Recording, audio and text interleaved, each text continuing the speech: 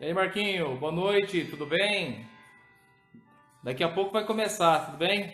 Ô, Cleofas, que bom, cara, tudo bem? Caio, daqui a pouco vamos começar, olha só. Beleza, fico feliz de vocês estarem aí. Fabião, nosso palestrante da noite. E aí, cara? Noite, tio. Como é que Boa tá? noite, tudo bem?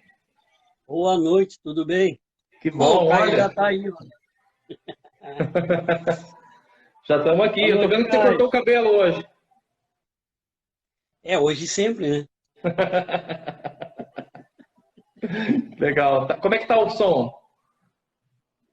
Cara, pra mim aqui tá legal, não sei, tá me escutando bem aí?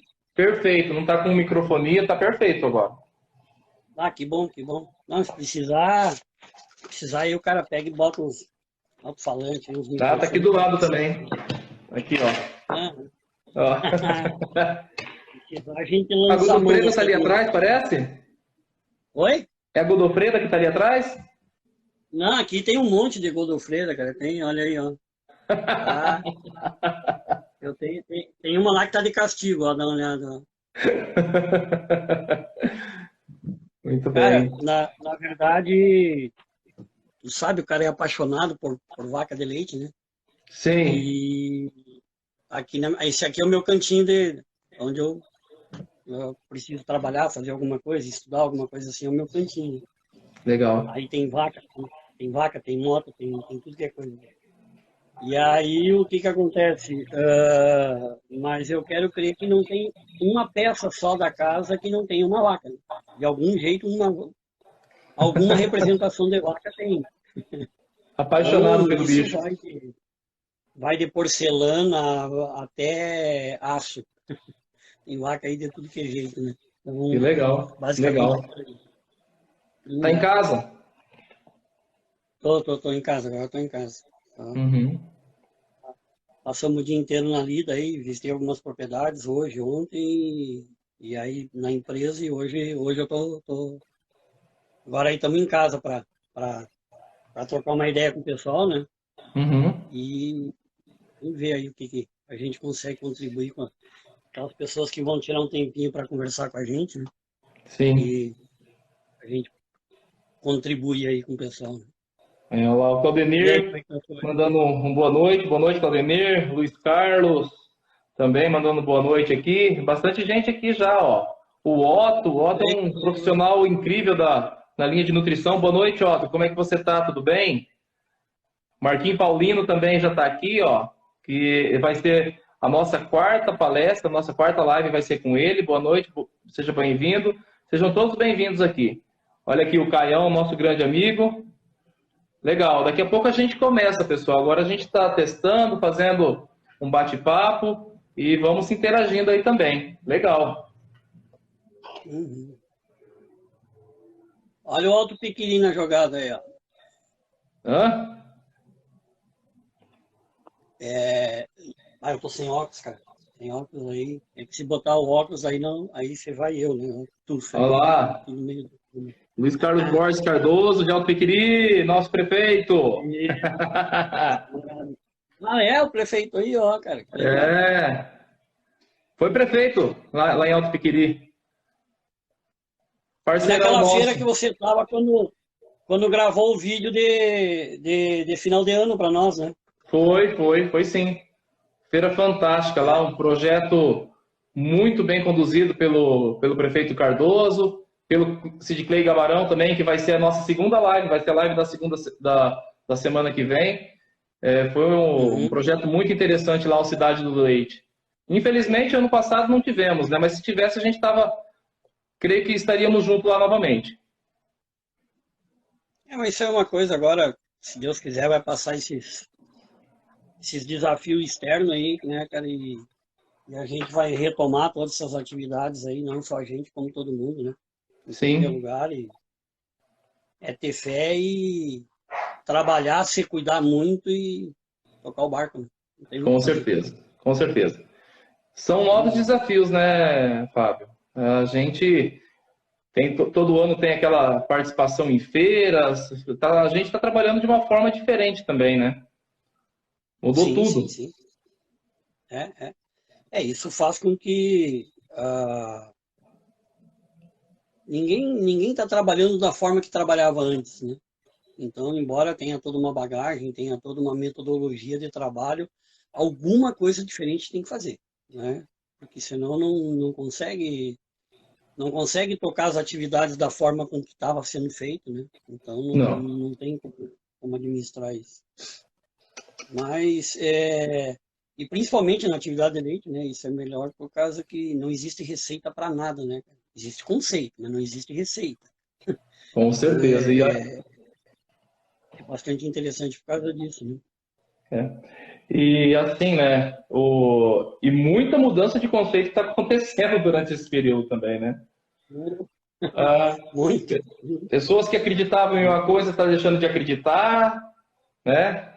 Crenças sendo revistas, conceitos sendo revistos, aquilo que você falou, são tudo conceito. E conceito tem que ser, às vezes precisam ser revistos também, né?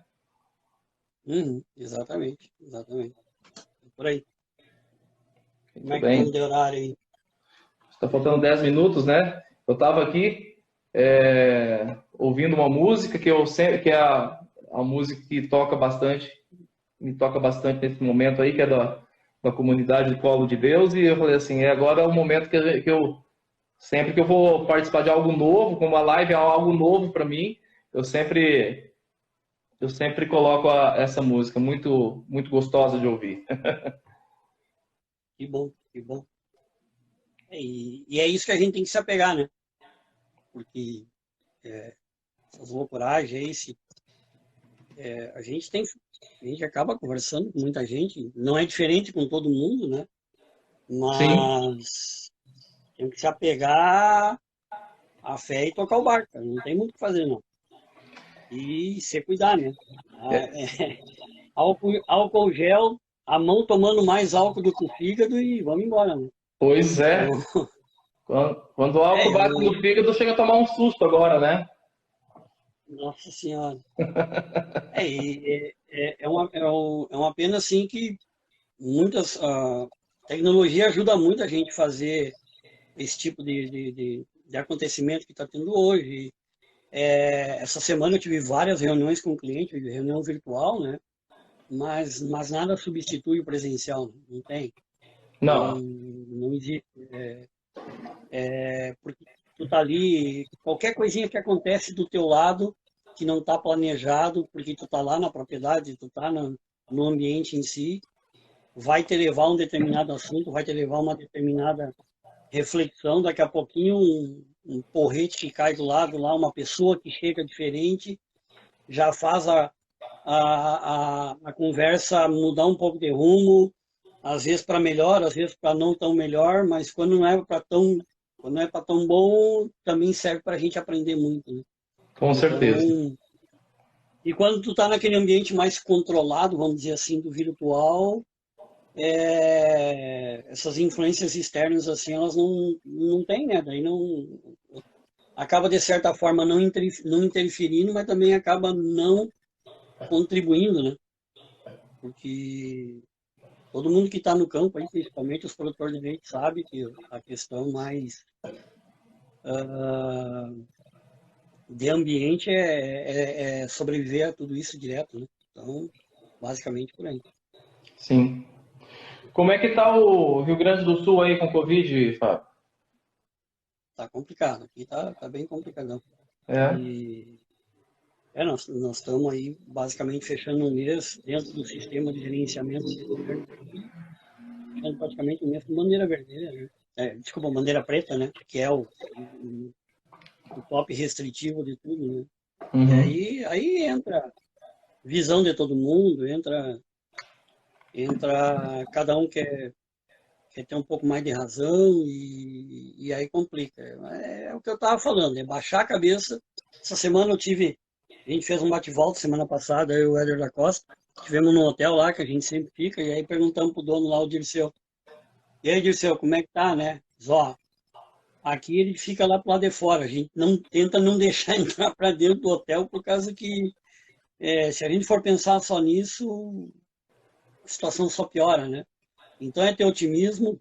Ó, o Carlos Machado aí, ó. Seja Aí, bem-vindo, ó, Carlão.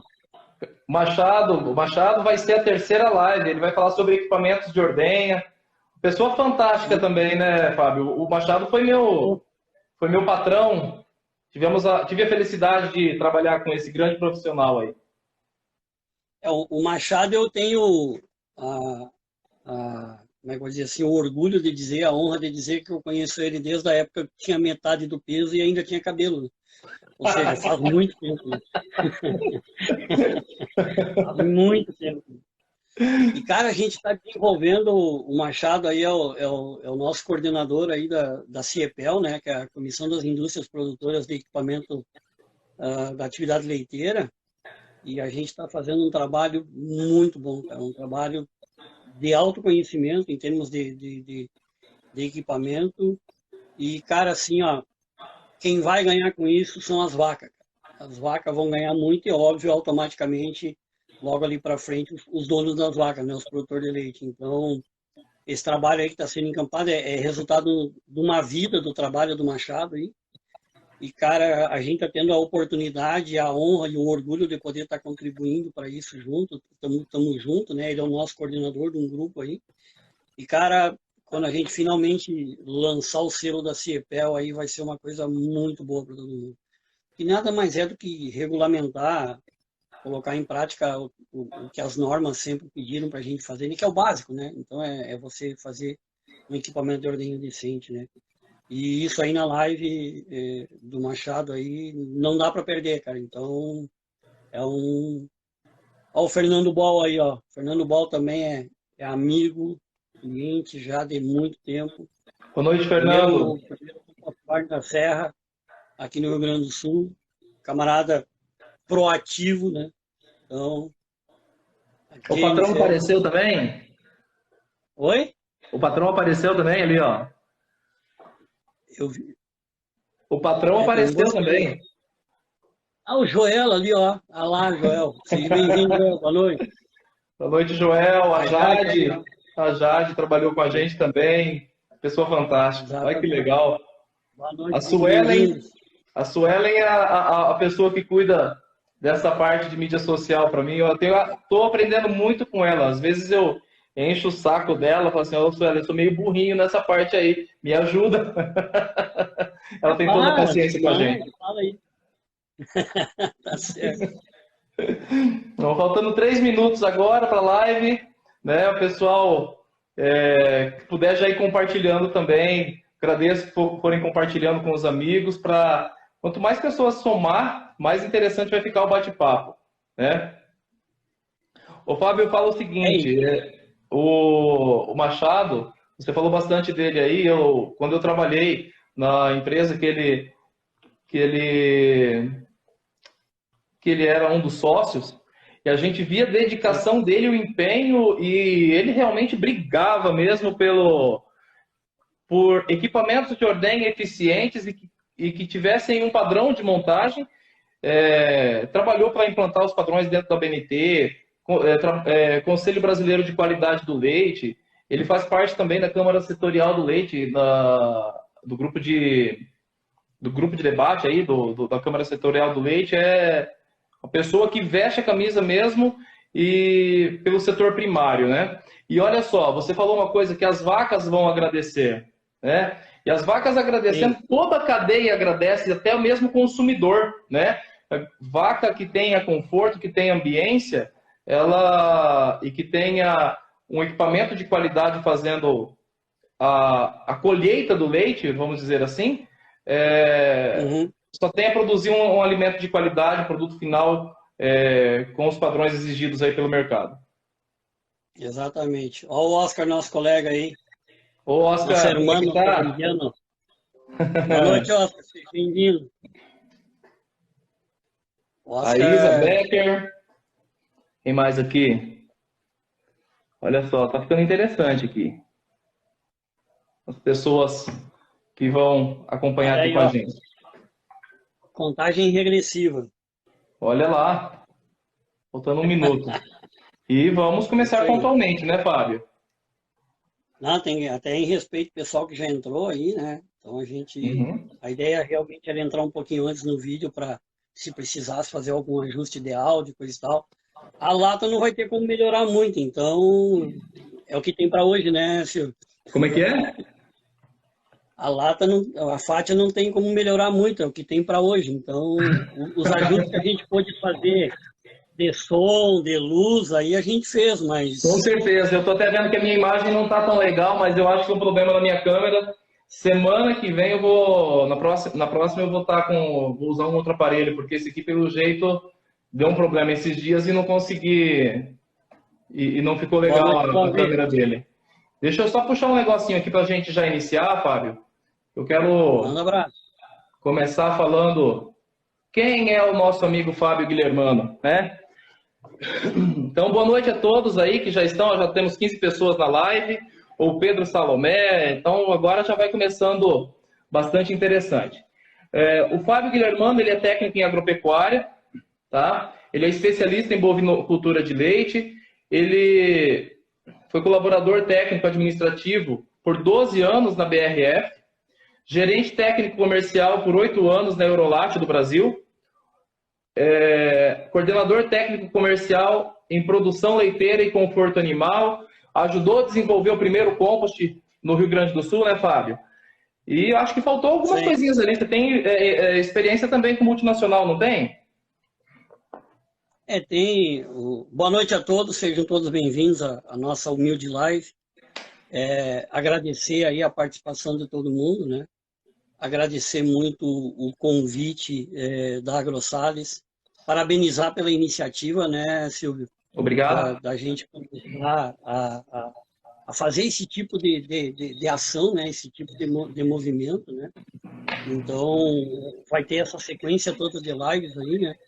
Para mim está sendo uma honra e uma experiência fantástica poder estar abrindo essa sequência de lives e vamos dar o suor aqui nessa próxima hora e pouco aí. A ideia também não é tomar muito tempo do pessoal, mas mais uma vez parabenizar, agradecer a oportunidade, agradecer o convite e Eu que agradeço. agradecer aí a presença e os ouvidos e os olhos dos nossos amigos aí que vão estar nos acompanhando nesses próximos instantes aí. Tu vinha comentando aí o fato, né? Tem alguma coisinha um pouco aqui, outro ali, né? Que eu ia mexer contigo, né? Quem é o Fábio Guilhermano, né? Por que o Fábio Guilhermano você acha, vamos dizer assim, com know-how para poder vir aqui trocar uma ideia com o pessoal? Eu ia mexer contigo. Tu quer que eu fale isso de uma forma resumida, resumidinha ou resumidaça, né? Porque, graças a Deus, aí Deus nos deu a oportunidade de estar no campo aí, vamos dizer assim, do lado de cada porteira, né, como procurando ser cada vez mais profissional da área do leite, já basicamente há quase 30 anos, né? Então, de lá para cá, a gente teve a oportunidade de vivenciar muita coisa, de aprender muita coisa. Nada disso seria possível, primeiro, sem a presença do pai velho lá de cima, né? Agradecer sempre muito a Deus para a gente poder estar tendo esse tipo de oportunidade. Agradecer família, né? Porque a gente, quando se dedica muito à atividade de leite, a gente também, às vezes, deixa um pouco de estar com a família. Agradecer muito a compreensão de todo mundo. E obviamente, nesses quase 30 anos aqui do lado de cada porteiro, porque eu sou filho de produtor de leite, né? Quando eu digo do lado de cada porteiro, é depois que eu fui sair a buscar uma carreira profissional aí, dedicado à atividade, né? Mas, indiscutivelmente, eu não teria como chegar aqui sozinho, né? Então, a vida inteira, teve a colaboração, a confiança de muitas pessoas que acreditaram no nosso trabalho, muitas pessoas que oportunizaram a gente adquirir conhecimento, a gente compartilhar conhecimento. Então, não tem nada que se constrói sozinho, né? Então, muito colega, muito amigo, muitas pessoas que trabalham no mesmo ramo em outras empresas, que alguns chamamos de concorrente. Eu apenas digo que os caras estão levando outra marca no peito, mas é todo mundo amigo, todo mundo contribui principalmente para a questão da atividade do leite. que isso é o que importa, é manter as vacas bem, manter o produtor de leite bem, e com tudo isso todo mundo ter resultado na atividade leiteira. Então, é só dessa forma que a gente chegou nessa live de hoje, né, Silvio? Com certeza. Eu acho que a gente carrega os mesmos anseios, né? Então, nós carregamos as mesmas vontades, que é fazer a cadeia crescer, né?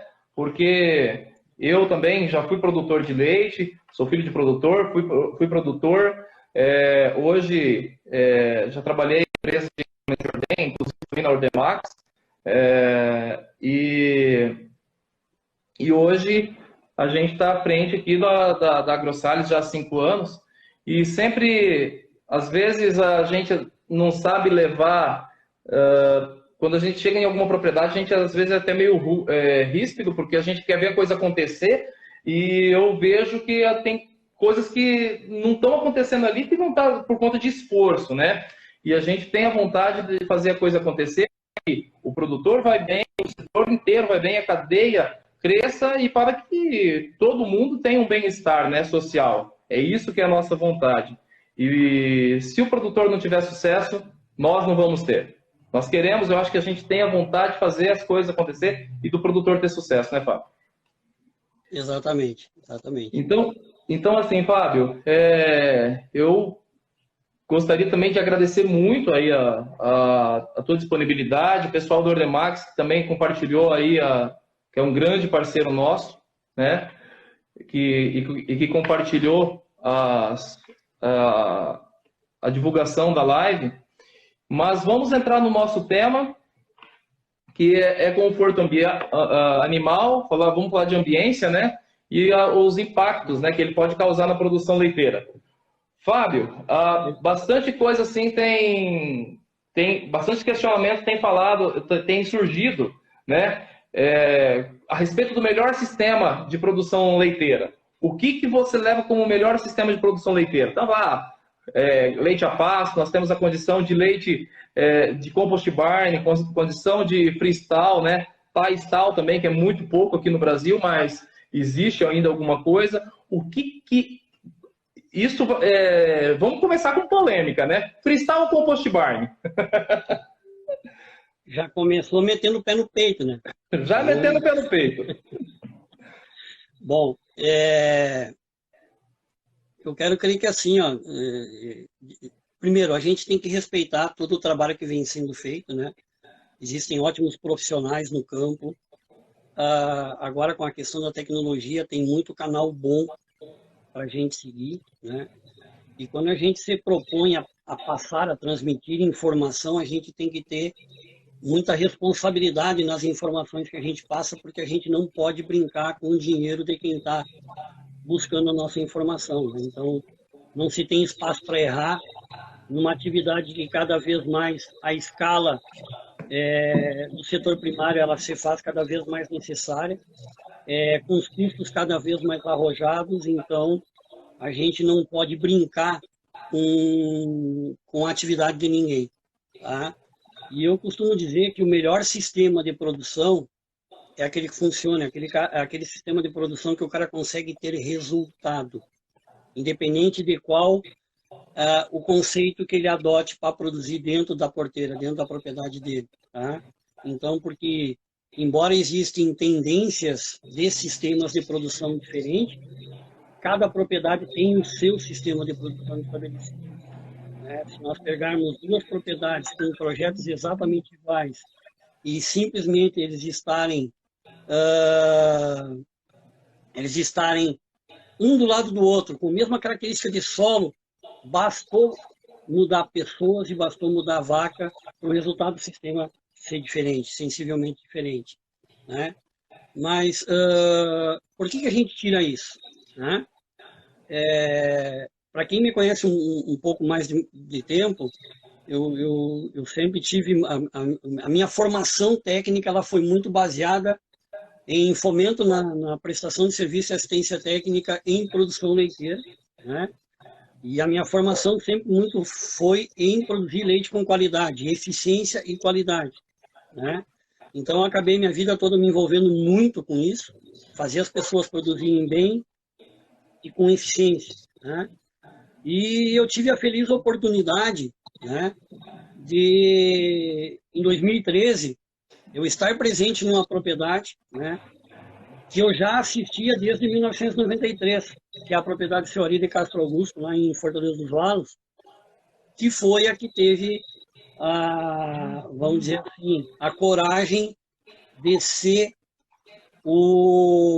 a primeira propriedade do Rio Grande do Sul a implantar um sistema de compost barn. Então, eu tenho um respeito muito grande pelo seu Ari de Castro Augusto e a família dele, né? E eu tenho para dizer que, sem a gente ter passado por toda aquela experiência, o Fábio Guilhermano, que as pessoas conhecem hoje, tido como um cara que procura entender de conforto animal, ali foi a virada de chave, entende? Ali, porque a gente já vinha trabalhando com sistema pasto, a pasto com suplementação, piqueteamento, freestyle, né? Não existia esse sistema compost barn. Então, o que acontece? A partir do momento que essa tecnologia ela veio para o Brasil, essa família teve a coragem, logo depois, na região de Marau, ali, Serafina, depois no próprio Alto Jacuí já começou a se desenvolver outras propriedades, né? Então, eu digo assim que os primeiros 10, 15 compost barn meio que começaram assim no intervalo de menos de 6 meses, 5 a 6 meses, meio que deu aquele boom assim, começou a trabalhar. E de lá para cá que a gente começou a ter muito desafio. Eu costumo brincar com todo mundo que a gente conversa que o resto dos cabelos que eu tinha ficou lá, né? Então, por a gente ser o primeiro, a gente teve muito desafio, e desafio de grandes amplitudes, né? E eu tinha que tomar uma decisão. Ou a gente aprende a fazer isso, né? Porque na atividade leiteira, quem é da atividade leiteira, quem é produtor, quem é profissional da área, quem é técnico, sabe que você não precisaria se envolver com isso para estar ligado à atividade leiteira. Tem genética, produção, reprodução, nutrição, gerenciamento de propriedade, tem um monte de coisa para fazer sem necessitar estar se envolvendo com o processo construtivo e coisa e tal. Mas como eu sou uma pessoa que gosta de desafio, eu tenho que aprender a fazer isso e procurar não errar. E principalmente fazer com que as pessoas que nos procuram não errar tanto, né? Então, de lá para cá, a gente vem procurando trabalhar muito com isso. Dificilmente tem um dia ou outro que a gente não conversa com alguém sobre compost, sobre frutal, sobre ambiência, sobre conforto animal, tá? E aí chega nesse dilema, né? Que qual o melhor sistema, né? Que é a tônica da tua primeira pergunta. E eu prefiro dizer exatamente isso, que o melhor sistema é aquele que a gente consegue ter resultado, né? Por quê? Porque existem conceitos, mas não existem receitas.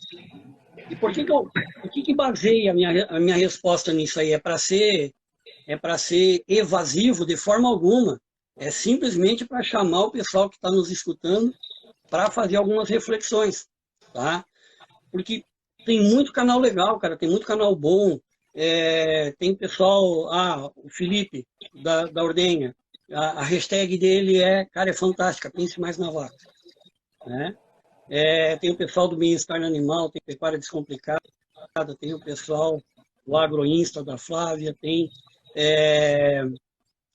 o pessoal da Companhia do Leite, tem o pessoal da On-Farm, cara, assim, ó, tem as meninas lá do Leite de Batom, que está todo mundo imbuído em colocar informação no campo, disponibilizar informação.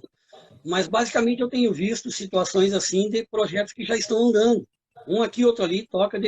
E a ideia da gente conversar, chamar o pessoal para reflexão é como fazer as coisas desde o início, tentar não errar tanto desde o início. Ô, Fábio, mas tu é o cara? Não, é porque a gente tem tido tempo de estudar bastante sobre isso e perceber assim, ó, porque as pessoas que nos procuram, a gente não tem o direito de dizer assim, faça assim ou faça do outro jeito. A gente tem uma obrigação técnica, moral e profissional de munir as pessoas de informação para contribuir com a tomada de decisão delas, né? Então, o que acontece? Então, por que eu digo assim que o sistema é o que funciona? Se a gente pegar, deixa eu pegar minha colinha aqui, se a gente pegar e for lá no Google, né, e buscar qual é o conceito de ambiência para animal, né, a gente vai estar falando da seguinte forma, vai aparecer lá assim, mais especificamente, a ambiência animal é o conjunto de condições e influências externas que atuam direta ou indiretamente sobre os animais, sem necessariamente envolver os de genética. Tá? Aí, bom, mas e o bem-estar animal? Bem-estar animal é um estado próprio do animal, em dado momento representado pela somatória de todas as experiências emocionais, afetivas e físicas do animal, a partir de fatores internos e externos aos quais ele está sujeito. E detalhe, existe uma observação dizendo o seguinte, que a reunião de todos os autores que tendem a tentar dar um rótulo para o bem-estar animal, não existe consenso nisso. Cada um tem uma determinada visão sensivelmente diferente. Tá? E aí, buscando o conforto animal pelo aspecto da questão térmica, né, diz respeito a certificar-se que, né, os animais não sejam expostos a temperaturas altas, né, que possam prejudicar sua saúde e bem-estar. Então, reunindo tudo isso, eu posso ter ambiência e bem-estar animal em qualquer um dos sistemas de produção. Eu posso ter isso no Apasto com suplementação, eu posso ter isso no Silvio Pastoril, eu posso ter isso no Freestyle, eu posso ter isso no Compost Barn. Tá? Então, eu consigo promover ambiência e conforto e bem-estar animal em qualquer um dos sistemas que a pessoa possa querer estar desenvolvendo na atividade. A questão é como fazer isso. É saber qual é o tipo de animal que tem, né?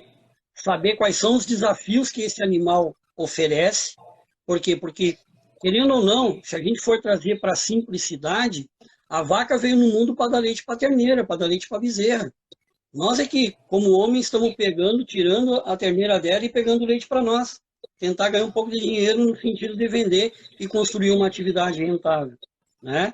Mas o fato é que a gente tem que prestar atenção na vaca para que, se a gente for adotar um sistema um pouco diferente do que ela está acostumada, a gente tem que criar ambiente para ela. Se fala muito hoje em conforto animal, se fala muito em bem-estar animal, se fala muito em ambiente. E quando eu falo em ambiente, se pegar, como a gente inaugurou o Compost Barn lá do Ceará em 2013, em 2014 a gente fez a inauguração, vamos dizer assim, e a gente produziu um vídeo que foi veiculado em várias mídias na época, e eu tenho esse vídeo no YouTube, e lá eu já dizia que quando se fala em ambiente, se fala em nutrição, se fala em equipamento, se fala em sala de ordenha, se fala em sistema de produção. Tudo isso é ambiente. Então, quando se fala ou um compost barn ou um freestyle, a gente tem que produzir um estabelecimento que consiga colocar as vacas lá para dentro e que ofereça a melhor quantidade de conforto possível, porque daí ela vai continuar e vai conseguir expressar todo o potencial genético que o produtor investiu nela lá na hora de escolher a genética que fosse usar na matriz. E se a gente for pegar agora, a semana passada, uns 10 dias, saiu, né, foi publicado o Top 100 do Brasil pelo site Milk Point, né? Então, as 100 maiores propriedades do Brasil, né? Então, indiscutivelmente, né, o freestyle ainda é o sistema mais utilizado. Por quê? Porque era a base que existia, né? A região de Castro, Carambeí, Arapoti são tidas a casca capital nacional do leite, baseada em freestyle, né? Mas se a gente for pegar dentro dos top 100, a gente tem 26% das propriedades que são compost barn e 18% das propriedades usam os dois sistemas, por uma tecnologia que está praticamente menos de 10 anos no Brasil. Ou seja, é uma tecnologia importante. Tá? Uma tecnologia recente, um número bastante expressivo, dado ao tempo que iniciou aqui no Brasil e principalmente agora que nós estamos vivendo a febre do compost barn, né? Exatamente. E aqui no Rio Grande do Sul, a gente tem 7 representantes no top 100. Das 7 propriedades, 3 são freestyle, 3 são compost barn e uma tem os dois sistemas. Então, é uma representatividade muito interessante. E, felizmente, das três que tem compost barn, 2 a gente direto ou indiretamente teve uma influência lá já desde a propriedade. Cara, eu me lembro como se fosse hoje. Uma propriedade que hoje tem 530 vacas em compost barn, quando nós estávamos ordenando 56 vacas lá no seu ari, eles foram lá nos visitar, entende? Ou seja, alguma coisa eles levaram de lá, mesmo que fosse o que não fazer, né? Então, o dia que a gente fez a inauguração lá, a gente reuniu muita gente e teve gente lá para tomar exatamente essa decisão. Qual sistema adotar? Teve gente que foi, assim, conheceu o compost e saiu de lá dizendo que nunca ia fazer compost. Teve gente que foi lá focado em fazer freestyle, mudou de ideia. Teve gente que levou o compadre, e o compadre era produtor, mas não estava nem aí. O cara ainda não fez nenhum projeto e o compadre já fez. Então, ou seja, é contribuir, é colocar tudo isso que a gente está vivenciando à disposição para contribuir com que as pessoas tomem a decisão. Mas o mais importante, antes de partir ou para o compost barn ou para o freestyle, é pensar o seguinte: por exemplo, nos top 100, 11% são sistemas totalmente a pasto. De um jeito ou de outro, mas são totalmente a pasto. Pô, Fábio, mas os top 100 eles não são uma representatividade do Brasil? Claro que não. Tá? Se a gente for acompanhar grandes estudiosos, grandes entusiastas, pessoas que gostam da atividade de leite e estudam realmente muita técnica, muita tecnologia, muita informação, tendem a dizer que até 100, 150, quiçá 200 vacas, partir para um compost barn. A partir daí passa a ser interessante apostar num freestyle. Mas eu digo, a pergunta que eu deixo é a seguinte para todo mundo fazer a reflexão. Você já esgotou toda e qualquer possibilidade técnica, produtiva, no sistema que você tem hoje, antes de partir para um novo sistema? Tem muita propriedade, entende? Tem muita propriedade que acha que colocar a vaca debaixo da sombra vai salvar a propriedade. Não vai. Não vai. Tem muita propriedade que acha que colocar a vaca debaixo de um barracão vai diminuir mão de obra. Mão de obra não diminui, ela melhora a qualidade da mão de obra empregada. Claro que daqui a pouco sobra tempo em tudo isso. Sim. Mas o cara não é largar a vaca lá e sumir. Então, a pergunta que eu sempre faço é: você quer construir um pavilhão? Você já esgotou 100%, por um exemplo, teu sistema pasto com suplementação. Você fez tudo que estava a teu alcance e é que os profissionais técnicos estejam te alcançando. Você fez tudo e agora realmente não tem mais para onde crescer, só estabulando. Se você ainda tem uma possibilidade, experimenta. Em consenso com a família, em consenso com o teu profissional que ajuda a gerenciar, né? Mas faça isso. Tá? Agora, tomou decisão, aí é que entra a questão do bom senso de fazer um bom projeto, de fazer um bom barracão. Porque eu jamais vou conseguir ter uma reunião dos maiores fatores, da maior quantidade de fatores que possa contribuir para a ambiência, para bem-estar e para conforto térmico, se eu não fizer um pavilhão bem feito. Tanto o compost barn como o freestyle.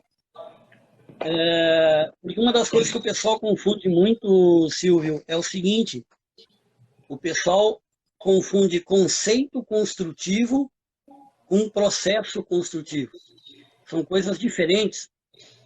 Quando eu tenho um conceito construtivo, é pensar em pé direito, inclinação de telhado, espaço para vaca. Lembra que a gente conversou lá no início, eu tenho que entender como a vaca se movimenta, eu tenho que entender como ela se comporta na natureza, para mim tentar buscar entregar a mesma coisa debaixo do barracão, debaixo do pavilhão. Então, quando eu começo a pensar nessa questão estrutural, inclinação, lanternim, orientação em relação ao sol, pé direito, espaço por vaca, tanto no freestyle como no compost, tamanho de pista, largura de pista, disponibilidade linear de coxo para alimentação, disponibilidade linear de água para ela tomar água, para ela se hidratar. 87,5% do leite é água. Então, se eu tiver restrição à água, o dinheiro vai estar correndo pelos dedos. Então, isso é conceito construtivo. Agora, o processo construtivo é metal com metal, concreto com concreto, concreto com metal, concreto com madeira, 100% madeira. Então, cada um vai decidir. Aí, porque muita gente nos pergunta assim, ó, na primeiro contato, quanto é que custa para mim estabular minha vaca? Cara, depende. Tu vai fazer sala de ordenha junto, não vai? Em que região do país você está, né? Nas nossas andanças por aí, no Paraná, é quase 15% mais barato construir um barracão do que aqui no Rio Grande do Sul, Olha só, e não tá entende? barato. Essa semana, o imposto de entrada de equipamento no Mato Grosso do Sul é 26%, cara. Entende? O cara, para botar equipamento dentro de um pavilhão lá, ele paga muito mais caro do que qualquer outro lugar do Brasil. Tá? A gente, felizmente, hoje a gente exporta para 6 países da América Latina. Lá fora, o nosso ventilador, o produtor de leite lá de fora, ele compra o nosso ventilador mais barato do que aqui no Brasil. Então é muito subjetivo você dizer assim, vai custar tanto. Primeiro, a gente tem que entender muito para onde o cara quer ir, qual é o objetivo, se ele quer crescer, se a propriedade dele comporta ou não.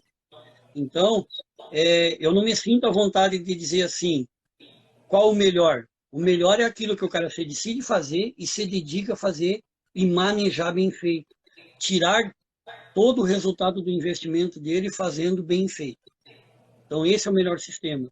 Agora, para aquelas pessoas que nos procuram para fazer compost barn, a gente se dedica 100% para que o compost barn dele dê certo. Mostra os caminhos que tem dado certo, mostra os caminhos que tem dado um desafio maior.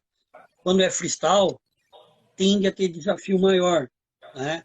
Por quê? Porque quando no freestyle, você normalmente está fazendo uma estrutura padrão mais estática e você sabe que a gente não encontra rebanho padrão, né? E aí você vai ter vaca maior do que a cama, vaca menor do que a cama, vaca média, porque 80% das vacas, 85% das vacas, que não vai te incomodar. E eu não estou falando em pavilhão, estou falando em sala de ordenha, eu estou falando em canzil, eu estou falando em contenção, eu estou falando em baia. Se eu apertar demais a cama num compost, eu vou ter problema, porque eu tenho que conhecer a socialização de vaca, eu tenho que conhecer o que o meu rebanho tem mais ou menor, maior ou menor suscetibilidade de estresse calórico. Tudo isso tem que botar na ponta do lápis e ser debatido incansavelmente antes de decidir qual projeto fazer. E olha só, desculpa, te cortei um pouco aí. Não. Mas, não vai dar. viu, Não é que Fábio? eu falo, né, cara? Não vai dar certo.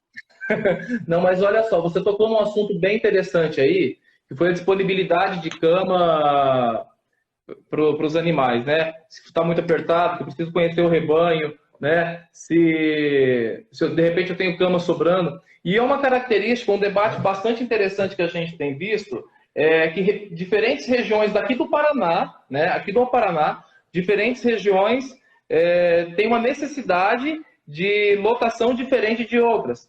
Eu falo aqui na nossa região noroeste, até depois que o produtor aprendeu a trabalhar com o sistema, compost barn, isso é o que a gente mais vivencia, tem se trabalhado aí até 10 metros quadrados por animal, né?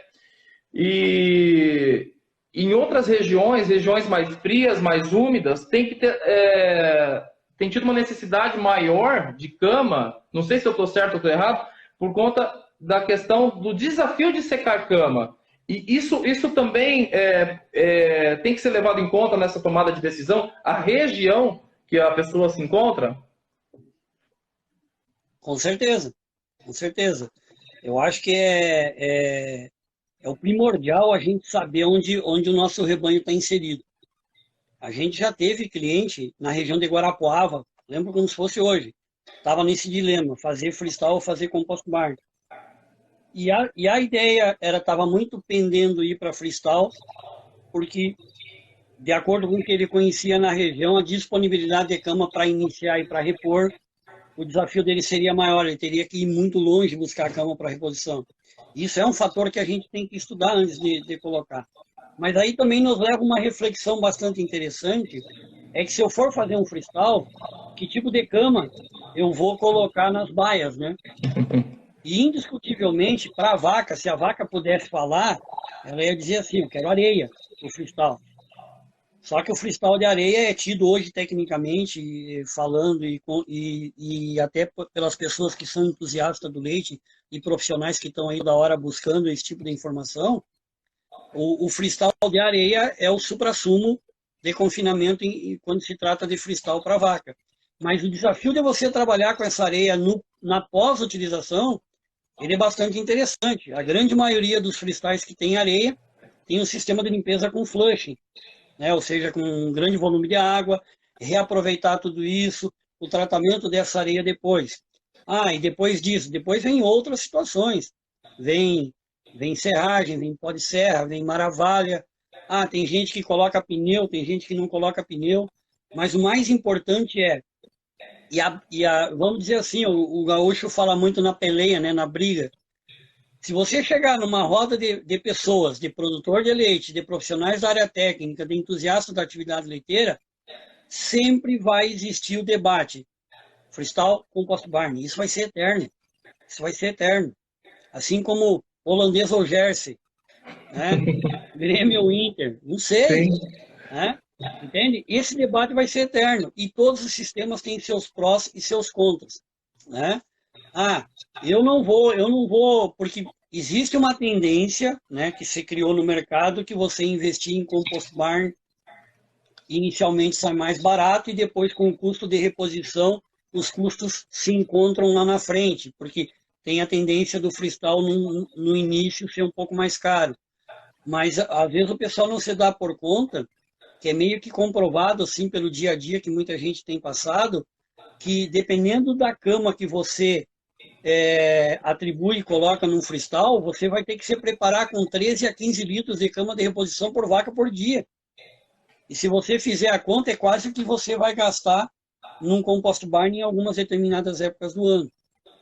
Mas quando se fala em concentração, ou seja, pressão de utilização, nos 3 estados do sul, né? Então, se a gente pegar essa tua região aí que está indo mais encostando no Mato Grosso do Sul, né? Já tem um microclima um pouco diferente, ali um pouquinho já vai estar pegando o clima da barragem ali de Itaipu, né? Dependendo da região, um pouco mais para cima. Mas, cara, assim, indiscutivelmente, basicamente os 3 estados do sul nas áreas mais úmidas, agora já está tendo neblina, né? Entrando no outono. Se nós trabalhar com menos de 12 metros quadrados por vaca, é suicídio no compost barn. Isso mesmo. Entende?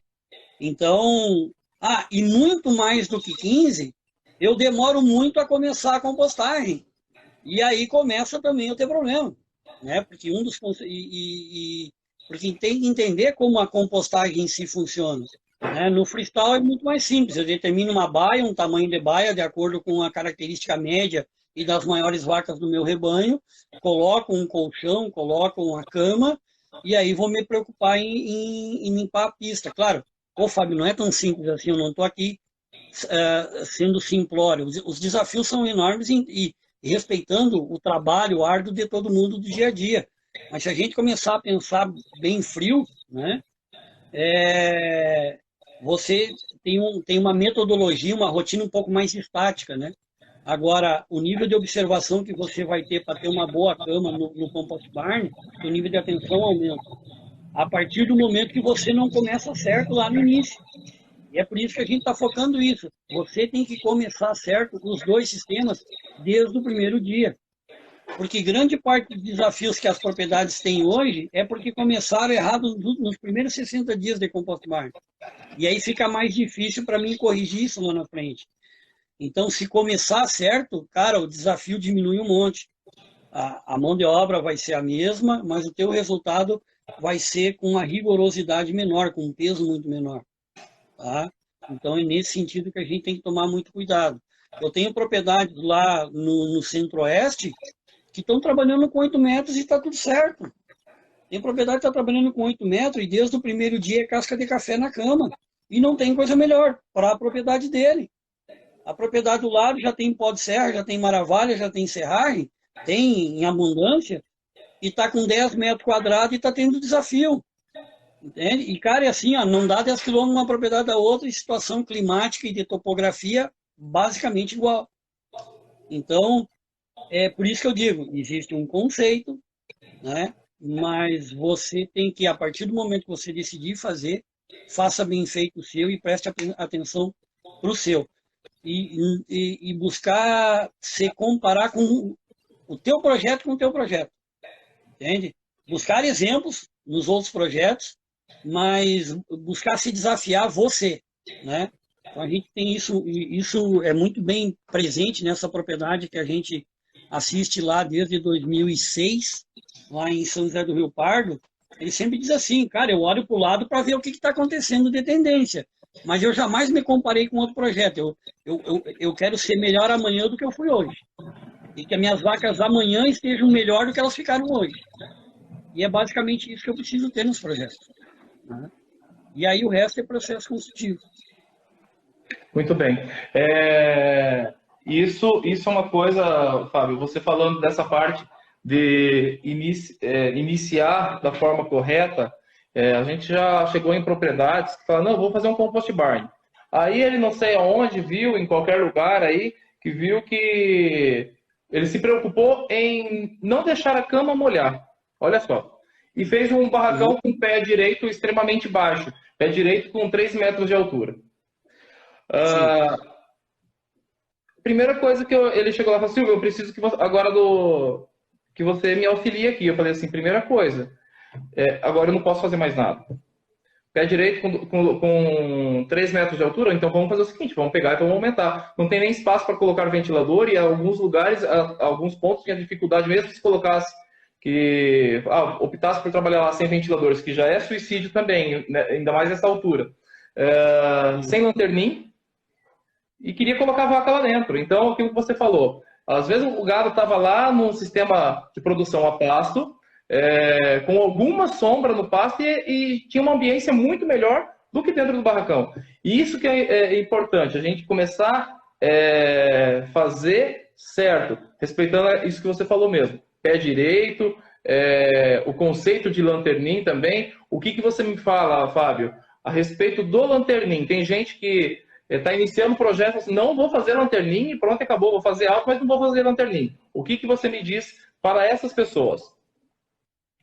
Se eu pudesse dar um conselho, dizer para eles visitar a Feira de Cascavel, a próxima edição que puder ser presencial, eles visitar. Porque na frente do nosso stand lá tem 4 pavilhões, exatamente igual. Os dois da direita, quando a gente olha para os pavilhões, os 2 da direita não tem lanternim e os 2 da esquerda tem lanternim. E tu sair de um e ir para o outro, os pavilhões são iguais. Tu percebe o nível de sensação térmica onde tem lanternim e onde não tem. Quando vai se falar, eu acho que um pouquinho antes, Silvio, eu queria colocar, não deixar passar uma preocupação, né? Por quê? Porque tem muito produtor nos escutando, tem muito profissional da área técnica também nos escutando, a gente conversa com muita gente no dia a dia, e a gente tem tido algumas surpresas interessantes, quando o pessoal nos chama, a gente chega lá e os pilares já estão no lugar. E aí, tanto para freestyle, veja bem, tanto para freestyle como para compost barn. E aí, qual é que é a sua ideia? De que forma o senhor pretende encher esse retângulo dentro dos pilares que já estão aqui? Agora eu tenho que ver. Cara, isso dá um desespero, né? Isso dá um sentimento, o coração bate diferente, porque se a gente conseguisse ter chego talvez uma semana antes, 2 dias antes, talvez teria feito a coisa um pouquinho diferente, né? O pilar está no lugar, mas a estrutura metálica para o telhado ainda não foi feita, sabe? Então, aí tu começa a ter que roubar espaço da vaca, né? E detalhe, isso em sala de espera acontece isso, em sala de ordenha acontece isso, em pavilhão acontece isso, né? Essa semana passada eu estava conversando com um cliente e a gente tem sugerido fazer, quando nos peguem fazer a estrutura de ordenha junto do confinamento, a gente procura fazer tudo num só telhado. Não, mas eu prefiro fazer o confinamento num telhado e a sala de ordenha baixinha com 3 metros de pé direito. Cara, sabe? Tu tá trazendo a vaca de uma sensação térmica legal, de uma ambiência legal, e na hora de fazer a colheita, tu tá ela. Vaca metendo ela em estresse calórico, sabe? Mas por uma questão de que achou bonito num outro lugar, então isso preocupa bastante. A questão assim, ó, por que o pé direito é 5? Né? Então, talvez vai ter profissionais na área que vão dar explicações mais técnicas do que eu vou estar comentando. E a gente respeita isso, né? como a gente se preocupa em falar muito, buscando falar numa linguagem que todo mundo compreenda, o pé direito, ele tem que ser no mínimo 5 metros, né? Dentro do entendimento que, por um exemplo, a vaca da raça holandesa, ela tem 1,52 de altura. E todas as telhas disponíveis no mercado, né, praticamente, elas atacam luminosidade, mas elas não atacam 100% a irradiação solar, tá? E aí faz com que, agora há pouco tu comentou que às vezes a vaca está com um nível de sensação térmica melhor na árvore do que no telhado. Por quê? Porque a telha é uma barreira física e ela deixa passar até 3 metros a irradiação solar a partir dessa barreira física. Numa árvore, tu tem um monte de folha e cada folha é uma barreira física. Se tu fizer um telhado e uma árvore e largar a vaca vai para a sombra da árvore, ela não vai para a sombra do telhado. Por quê? Isso é verdade. Porque geralmente o pé direito vai estar mais baixo. Então, se eu fizer um pé direito menor do que 5, essa irradiação solar vai estar pegando na vaca e vai estar tocando ela dali. Então, o que acontece? Um pé direito com 3 metros, a vaca deitada, ela vai estar sendo cozida pela irradiação solar, né? A inclinação. Por que se fala em inclinação de 30%? Para fazer com que tenha uma circulação natural do vento. Para que... não, mas o ventilador vai estar direcionado para a parte de baixo do pavilhão, não para a parte de cima.